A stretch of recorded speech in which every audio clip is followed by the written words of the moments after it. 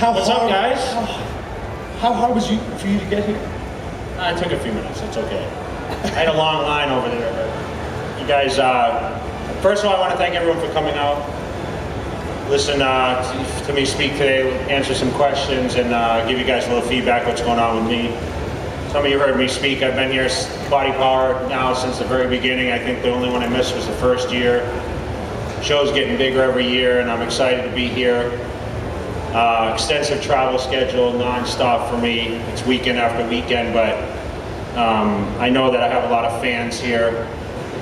When I was winning the Mr. Olympia, I didn't get a chance to travel internationally as much. I'm doing a lot more of that now with the launch of my supplement company, and and trying to stay in tune with a lot of the fans, the newer fans, older fans, and of course everyone that's supporting the cause here. Yeah, man. Where did you actually come in from? Did you come in from LA or Boston? I actually flew. I'm residing in Vegas right now. A lot of you guys know I've been in Vegas 13 years. I'm from Massachusetts. Grew up on a farm out there. Started bodybuilding at 18, and I was the youngest of 7 kids. Needless to say, I'm the biggest in my family. And no one works out in my family. My dad's 85, he still runs every day, works on the farm still, and I'm going back next week to see my family. I promote a bodybuilding show, which I do 7 now, amateur shows across the country, carrying the Cutler name, and I get to see my family, which is kind of cool, and visit with my dad and see what's going on the farm over there, which kind of got me started. So 6,000 people in the town I grew up in, and I never imagined in a million years I'd never mind become who I became, but moved to the West Coast and lived the dream of being in California, now in Vegas, and training for a living, being a bodybuilder, and my career has been it's been successful, but it wasn't through a lot of hard times, and a lot of people that follow my career know I was second to last at my first Mr. Olympia contest in '99. And I was second a lot of times before I actually won. 2006, defeating Ronnie, and I held that title for a couple years, lost it, won it back, which was the first time that was done. And then an injury set me back. When Phil Heath beat me in 2011, I tore my bicep, had to sit out 2012. I came back last year, didn't have as much success, finishing 6th. But realized, how much time and dedication it took to get back on the stage. It was hard coming back, never mind after an injury, but I was in the midst of launching a supplement brand, traveling. I did a tour bus through the United States, traveling to all different places. I did tours internationally, and I didn't give enough time to my training and focus on what I needed to do. And that's where I fell up at the Olympia. I wasn't as big as I was when I was winning, and I realized then that I needed to step up to be able to be at that level again. Yeah. I mean, how much commitment? Obviously, you took that time out because it was your left bicep you tore. Yeah, my left bicep. Yeah. How much time did you dedicate? I mean, obviously the years that went by from point A to point B, but what does it take in order to get back? Sorry to interrupt, but I mean, if you look at your bicep, it doesn't look. Yeah, I mean, this one's better. But what I always said through my career, I always thought I trained really smart. I was a high volume trainer. A lot of you guys that follow my videos have seen online. I never really did crazy amounts of weight. I always went for more of a pump and did a ton of sets. I focused more on eating out of the gym. I eat 6 or 8 meals a day. My diet was very extreme, and I gave myself, I thought, proper time. Not trying to go too crazy and trying to prove anything in the gym, but rather just build a successful, balanced body. And I always made the comment that I'm going to get through my career without an injury. And it figured, I was almost 3 weeks out from the 2011 Olympia when I was going to do a shoulder press. I kicked the dumbbells up like every one of us do to do shoulder presses, and when I kicked the dumbbells up, I felt a little pop in my shoulder, and I thought, I strained the muscle, but little did I know I tore my bicep tendon off the shoulder, and of course it appeared on stage that way. You can see it was all black and blue. I had the surgery about 4 months later because I was booked out with guest posings and schedule that I couldn't really have the surgery. So once I went in and had that surgery, it took me it took me a year before the shoulder felt right pressing overhead. It was really where they tied it back through my shoulder. It gave me more shoulder pain than actual bicep. So I was doing a lot of therapy, and I was trying to get back to compete in 2012, but you know, it was kind of an eye-opener for me, and I realized that, wow, you know, I was getting closer to 40 at the time. I would think I was 38 when it happened. And I said, you know, this is my body telling me something, and it's coming closer to the end rather than the beginning. And I think we all have to realize that at a certain point. Yeah.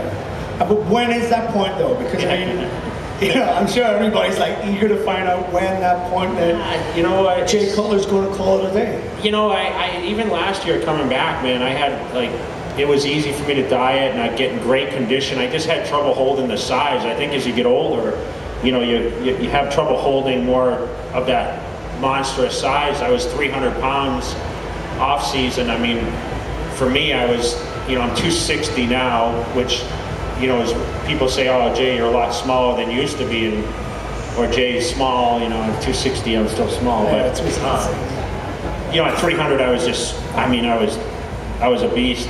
I mean, I was eating like a machine, like clockwork, and I was training, you know, 2 hours a day, sometimes twice a day.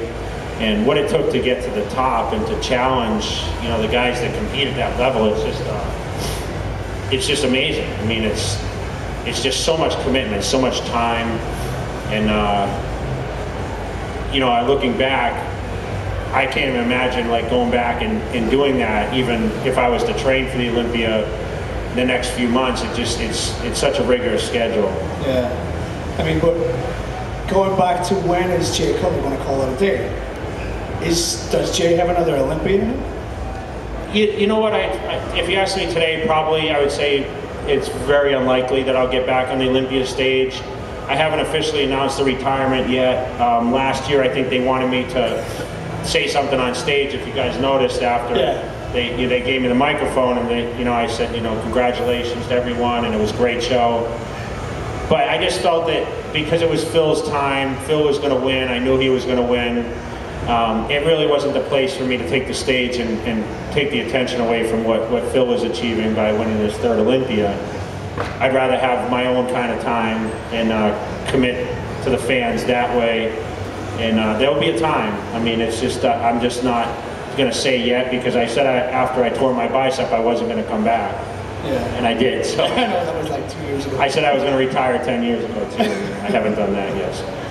But that's good. So, like, at least for all the fans out there, they know that there is possibly another Olympia left. Yeah. I mean, a lot of people hope so, but I mean, it's like I said, it's a changing game. There's so many great guys, and you know, it's so give us a list of the guys then. So I mean, you obviously finished sixth. That could have been, was that disappointing for you, or that you didn't make top 5 or top 3? You know, or was sixth place really like? It was hard to stand up there. I mean, I had been top 2 for 12 years. 12 years, exactly. And for me to stand there, and I kind of knew I was going to finish out after prejudging, and it was first time looking in from the outside, and I don't know. I was happy with the way I looked, honestly, and the amount of time I had to prep, and I felt great. But I was feeling like, as much as I was, you know, maybe disappointed for myself, I was more disappointed for the fans, because I know everyone was excited about me coming back. I mean, the ticket sales showed. I know I was a contender leading into the show, but you know, it's the way it goes. You can't. You have to use everything as a positive, I guess, sometimes. And I'm here, and I'm doing everything I ever did. It hasn't affected my career one bit. I still have all the fans that are supportive.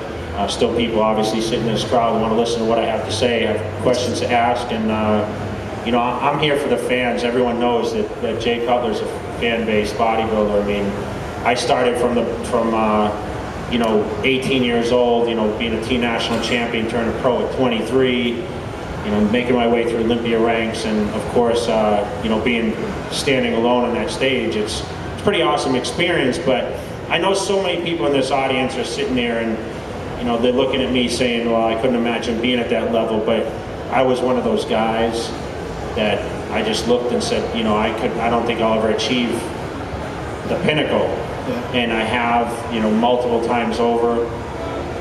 And it's amazing feeling when you're standing up there and everyone says, what's it feel like when you're the best in the world? And it really doesn't sink in much because you're always thinking, okay, how can I get better for the next year? And I think it's that challenge that really gives me that motivation. I love the challenges. That's what makes a bodybuilder train the way we do, is having the challenges. If we didn't have it, it really wouldn't be any motivation. And the fans being able to drive that motivation too, that's got to be important. It's crazy with the social media now and being able to reach people all around the world. I used to handwrite letters to the fans and stay in touch that way, and now I can do it through emails and internet and Facebook and all the social media with Twitter and Instagram and all that kind of stuff. So, you know, we're very blessed to be able to be active like that. So I was speaking on, like, you just missed the top 5 spot last year. And yesterday we had a bit of fun because we had like yourself and Zach and Sean Loden walked in. So we had like, if you missed yesterday or you were here yesterday, it was insane by Zach. But out of this year's contenders, obviously you've stated that you're not going to be there. Who do you think is a potential top 5 Olympia on the 50th? So this is the 50th, right? Yeah. Who's going to be your top 5 this year? Well, Phil will win for sure. That I know. They should just send him the sand already. He's in serious shape. Yeah, he's very serious. You know, this is the most serious I've ever seen Phil, honestly, since we met. He's pretty focused. Kai Green obviously will be there. Dennis Wolf, I see him in Vegas training almost every day, and he's huge right now. Big Rami's competing today at the New York Pro. I think he'll be in contention up there. Obviously Sean Roden, you saw. Dexter Jackson's in the mix there. There's a couple of new guys. I mean, there's a couple of new guys. Justin Compton's good. Yes, he's actually looking good. He won Orlando. He looked really good. Man, it's just so many good guys. And they're all coming through you. It's like, but it's a lot of new guys too. I mean, but you do have the veterans there, and you know, like Dexter. Still, I see him in training in LA because I spend, you know, some time in Vegas, and I have a place in LA, and I was out there training last weekend, and Dexter's looking really good this year, actually. Yeah. So surprisingly, the biggest I've seen him. Actually, I've been around Dexter since I came to the top. Well, whenever you said that Phil Heath is going to take it this year, I was speaking to Ronnie yesterday, and when we talk about a new breed and a new era, is that Ronnie won his first Olympia when he was 34. Phil's just turned 34, and he's already got 3 back-to-back. So what does that mean for him? What does that mean for the sport in general? And what does that mean for like Jay Cutler and Jay Cutler Athletics as a friendship with Phil? What does that mean? You know what? I'm supportive of all the guys. Obviously, I have a close connection with Phil. I just feel that he's got the condition and the size now. He's got obviously the shape, and it's going to be hard to beat the total package. Yeah. But you just never know. I mean, people always said Ronnie was going to win easily, and then I came knocking at the door and pushed him a few years. I still, you know, wasn't there. And then finally, you know, we all grow old and someone else catches us. And that's usually what happens. And, you know, as Phil's in his prime now, Dennis Wolf is in his prime. Obviously, Kai Green's pushing him. Sean Roden's right there pushing him. So in that mix too, maybe? It's going to be a battle, man. I'm going to be happy sitting in the front row watching, that's for sure. Yeah. It's much pressure off. Yeah. How do you feel about answering a few questions? Because I know that lines are ridiculous outside.